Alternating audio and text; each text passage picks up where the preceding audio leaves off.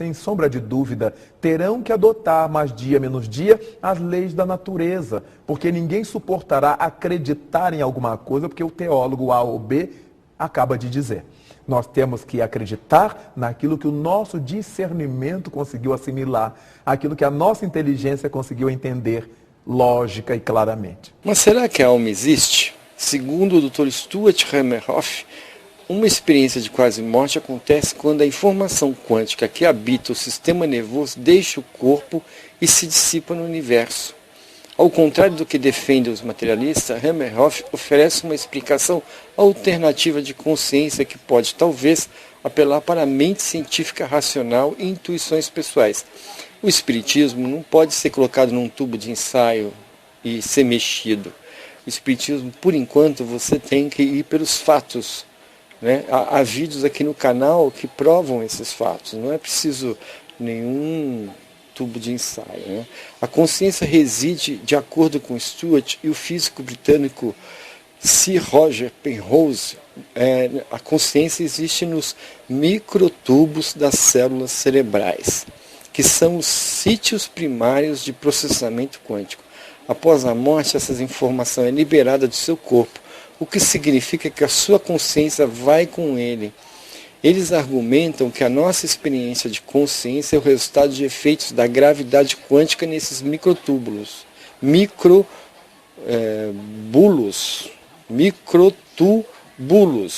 né? Uma teoria que eles batizaram de redução objetiva orquestrada.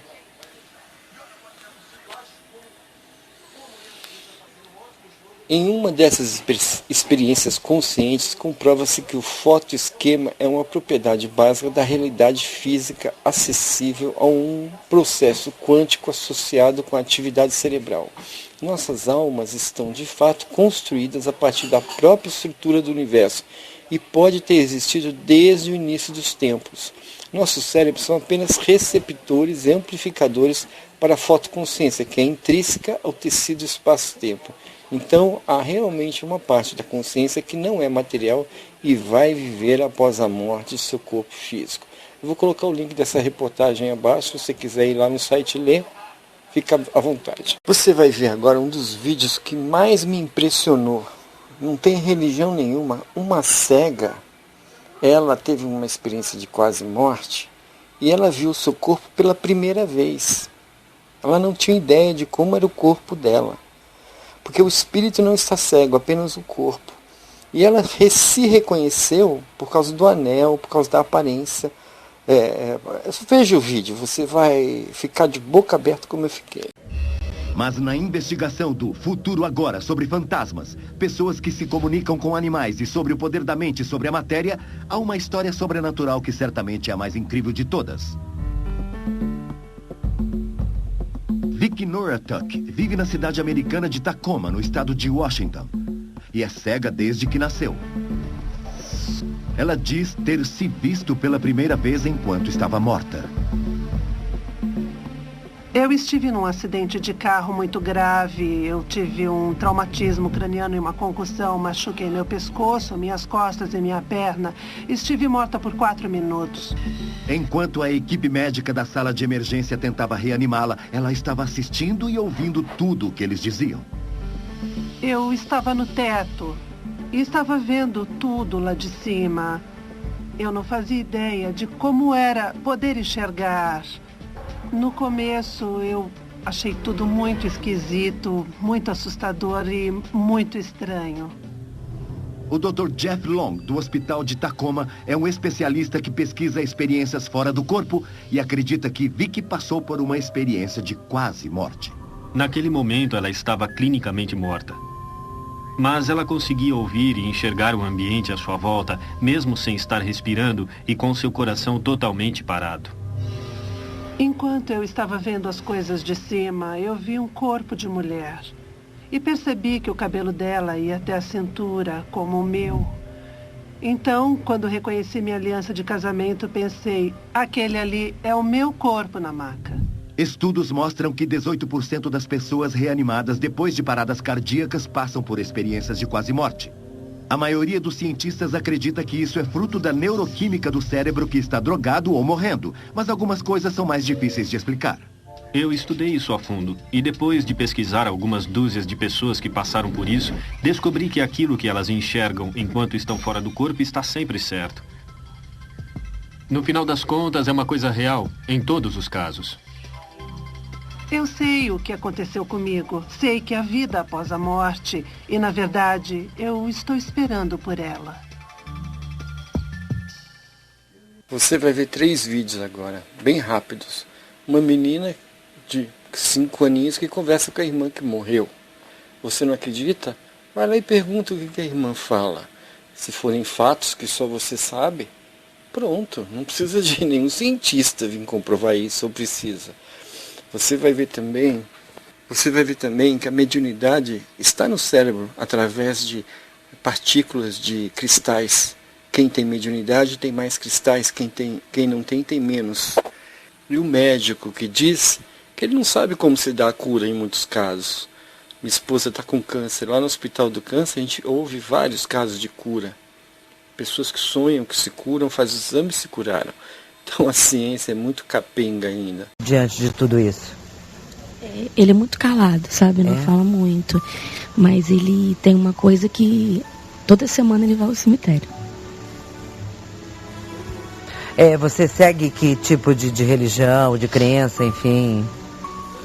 Eu, assim, tô meio desacreditada de tudo, né? Sei. Porque no primeiro momento, assim, vem aquela revolta. Não acredito em mais nada, né? Mas você já, enfim, já deve ter visto, lido, ouvido alguma história com relação a contatos de pessoas que já partiram, né? Psicografias e tudo mais. Você acredita nisso? Como que você entende os relatos que a tua filha faz da outra filha que partiu? Sinceramente, eu não... Mas você acredita? Você acha que isso é sonho, que é invenção? Ela é muito criança ainda? Não, até acredito. Você acredita que isso é possível? Mas assim, até por não saber o que falar com ela, né? Quando ela fala essas coisas, a gente, assim, não alimenta muito, sabe? A gente não sabe se é bom. E ela te conta todo dia isso? O que ela te relata? Sim, quando acorda, fala, minha irmã esteve aqui, sabe? E às vezes sai para brincar com algumas amiguinhas, quando volta diz que a irmã estava junto. Olha, o que ela falou? Brincando comigo. Bom, depois, você perdeu um bebê no meio desse caminho aí? Foi dia 1º de setembro. No microfone, por favor. Foi dia 1º de setembro. Agora? Você estava grávida de quantos meses? 4 meses. 4 meses. E o que foi a causa? Ainda não sei. O médico não falou nada? Não, tô fazendo um exame. E vocês também estão buscando, sabe, terapias como no caso holística, ainda esotérica, de alguma forma? Não. Você fez o mapa dentro da família? Foi, Denise? Eu não consegui ainda fazer todo o trabalho. Todo mundo ainda. Eu só dei uma olhada no mapa dela e no da Vitória. E para entender o processo. A Vitória, a menina que desencarnou, ela tem muita ligação com o pai, tinha muita ligação com o pai. E porque tudo está certo do jeito que está. Eu acho que tudo está super certo. É claro que para falar isso para uma mãe não é nada fácil. Eu sou mãe, eu entendo isso.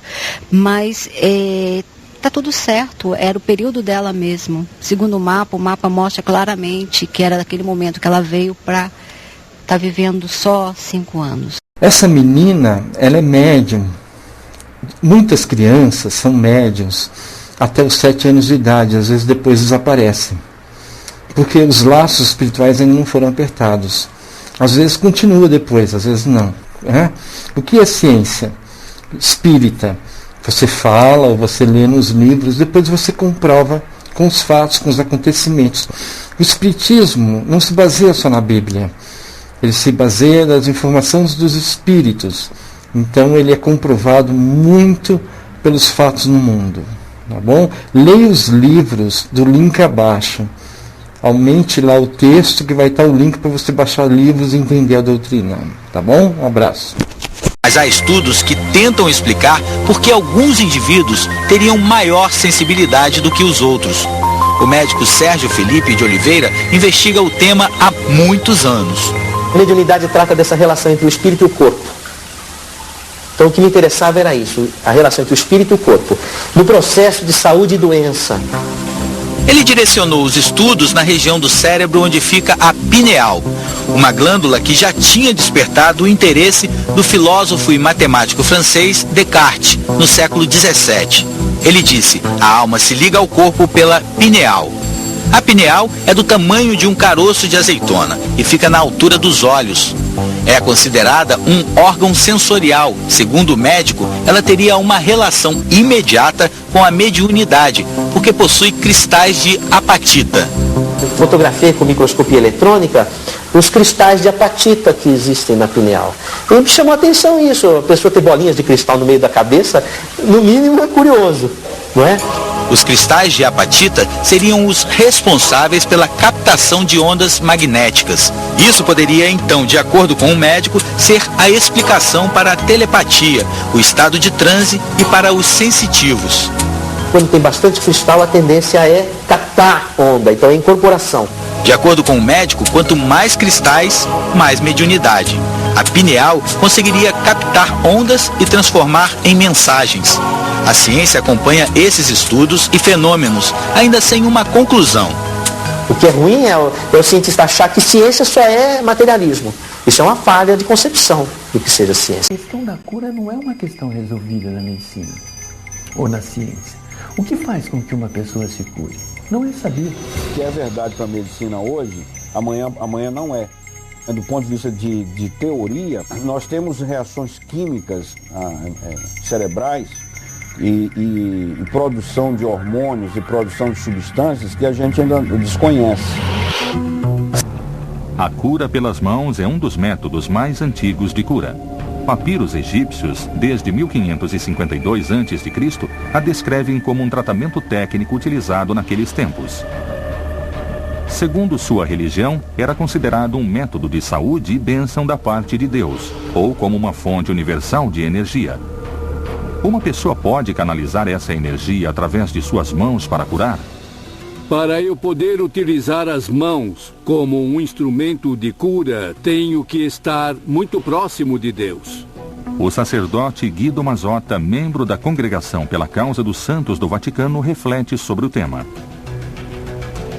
Deve existir essa influência? Eu acho que deve. E até mesmo Jesus curava pessoas. Acho que, em teoria, podemos admitir que há uma influência, que algumas formas de energia são transmitidas e curam. Lembra daquele caso do Chiquinho, aquele menino que levou uma flechada de um turista, acho que inglês, e que estava brincando de arco e flecha na janela do hotel que ele estava hospedado? Então, a mãe daquele menino disse, eu tenho até o vídeo, que o médico disse para ela que estava sendo conduzido por espíritos. Então, os médicos, quando desencarnam, a maioria continua exercendo a medicina no plano espiritual, e lá não tem corpo, eles vêm aqui ajudar os médicos aqui. O Espiritismo diz que se os médicos tivessem uma simples prece antes de fazer uma cirurgia, o desempenho deles seria melhor, né? Então, há diversas maneiras de curar. Energias, né?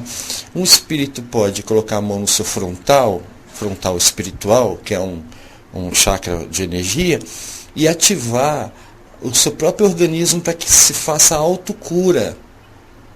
Mas você tem que merecer, né? Também o médio passista, dando um passe, com a intervenção de espíritos ou não, também pode fazer a cura. Com a intervenção de espíritos é mais eficiente. O médico, quando dá um passe, ele doa energias dele mesmo. E essas energias têm que estar puras. A energia sexual, ela é uma energia de cura. Se ela não vai para o sexo, ela pode ser doada para a cura. Leia o Livro dos Espíritos de Allan Kardec. É um livro muito fácil de entender. O livro é todinho de perguntas e respostas. E você vai no assunto que mais te interessar. Família, sexo, dinheiro. Por que um é rico, outro é pobre, etc, né? Animais. E você pode baixar esse livro e outros livros sobre mediunidade, diversos assuntos, no link abaixo. Clique abaixo do vídeo aí nos textos, que o texto se expande e você vai ter o link para os livros, tá bom? Se esclareça.